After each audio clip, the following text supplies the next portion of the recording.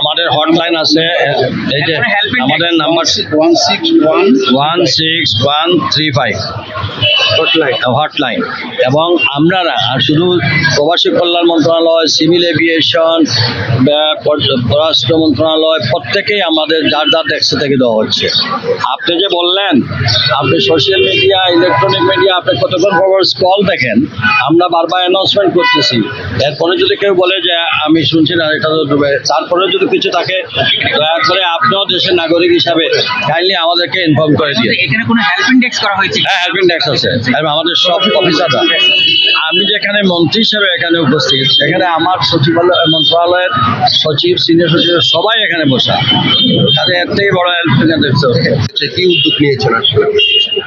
মানে সরকারের পক্ষ থেকে মানে যেগুলা বাতিল হয়েছে, আমরা কালকে রাত্রি পর্যন্ত এদেরকে প্রথমে তাদেরকে থাকার ব্যবস্থা করেছি। তারা যারা যারা যে যে গন্তব্যস্থলে যাওয়ার তাদের জন্য আমরা গাড়ি ব্যবহার দিয়েছি।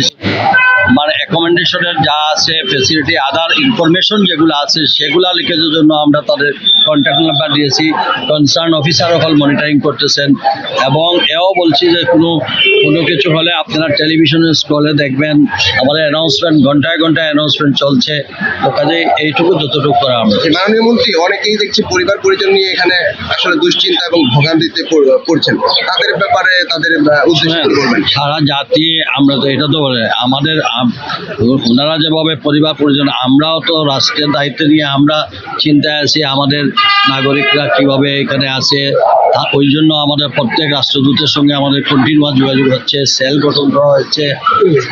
যেখানে যেটা ইনফরমেশন পাচ্ছি আমরা সার্বক্ষণিকভাবে সেই ব্যবস্থা। সর্বশেষ প্রশ্ন, মধ্যপ্রাচ্যের অনেক দেশে আমাদের প্রবাসীরা রয়েছেন, তারাও কিন্তু বললাম কাল আপনারা যদি আমাদের হোয়াটসঅ্যাপ গ্রুপে চলে যান, আপনারা হোয়াটসঅ্যাপ গ্রুপে গেলেই আমাদের অ্যাম্বাসেডারদের 1 ঘন্টা পর পর স্টেটমেন্ট আসতেছে। আমরা যেমন কালকে শুনছি কুয়েতে আমাদের 3 জন উইন্ডেড ছিল, এখন আমরা সেটা চলে যায় 2 জন মাইনর আর 1 জন ছেড়ে গেছে, এই 2 জনও তাদের বাড়িতে চলে গেছে। এখন পর্যন্ত সেই ধরনের কোনো ক্যাজুয়ালিটি বা কোনো ধরনের আমাদের দেশের নাগরিকরা, আমরা নিরাপদ জায়গায় থাকার জন্য ওইখানে রাষ্ট্রদূতরা তারা প্রত্যেককে সেভাবে মেসেজ দিচ্ছেন, প্রত্যেকের মতো করে সেফ সাইডে চলে গেছে। বলতে চাচ্ছি যে আমাদের প্রত্যেকটা ফ্লাইট যেটা চালু হবে, যেটা রিয়াদ বা অন্য জায়গায় বলছে চালু হলে পরে আমরা আমাদের প্যাসেঞ্জারদেরকে যেভাবে স্মুথলি যাওয়া যায় সেই হ্যান্ডেলিংয়ের জন্য সিভিল এভিয়েশন, তারপরে প্রবাসী কল্যাণ মন্ত্রণালয় সবাই আমরা কাজ করতেছি। এখন পর্যন্ত ক্লিয়ারলি, যেমন আজকে সকালে মস্কোটের ফ্লাইটটা অলরেডি চলে গেছে, কালকে রাতে 53 জন আটকা পড়েছিল, সেই 53 জনে আমরা হোটেলে নিয়ে রাখছি। সকালে উঠে এসে তারা ফ্লাইট অলরেডি চলে গেছে।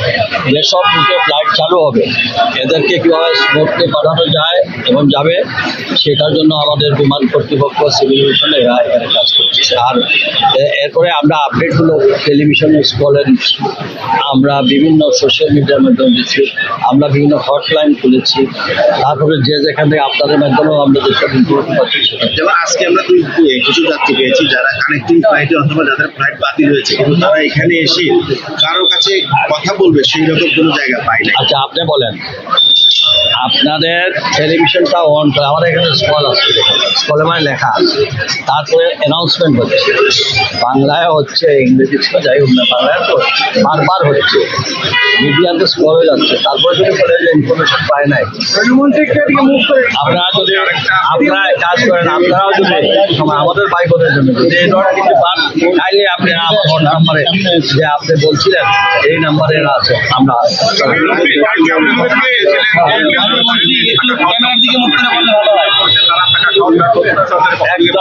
একদম দেখানো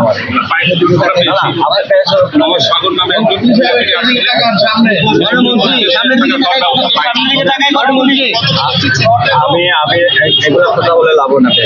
আমরা টোটাল আমি নিজে থেকে তাদেরকে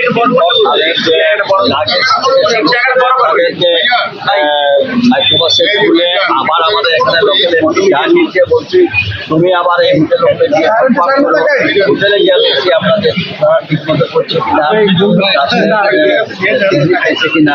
সকালে আবার অনেক গেছে কিনা আমাদের